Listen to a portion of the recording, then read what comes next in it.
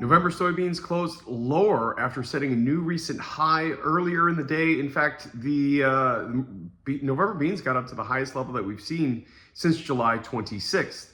And then we turned around and had an inside reversal day, ended up being down 12 and a half or so, taking back really all of Wednesday's gains. So this week has been really all about reversals. We had a lot of strength early on or throughout the day on Monday, but Tuesday we started higher and reversed lower. Wednesday we started lower and reversed higher. Today started higher and reversed lower.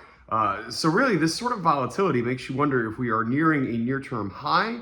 But tomorrow can say a lot about that. So we'll have to keep an eye on that. In the meantime, we're watching very closely weather in both South America and the United States. At the moment, there is a big storm coming up through the Gulf.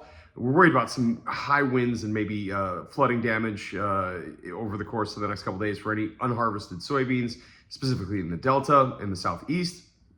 But after the next few days, we'll really go back to watching the Brazilian weather.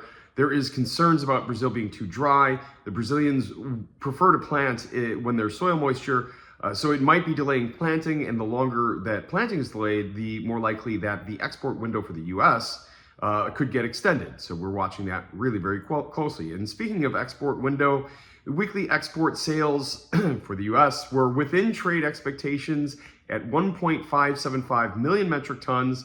That's towards the higher end of the range slightly. The trade was looking for between 900,000 and 2 million. And it's a pretty decent number. We've strung together some pretty decent numbers for our weekly export sales. We still have some, we have some ground to cover still to catch up to the USDA's, or to be on pace to catch up to the USDA's projected number. But we are making progress. So that has been a little bit a positive thing for the market as well. So lots going on for the soybean market. Everybody stay tuned, have a great day, and stay safe.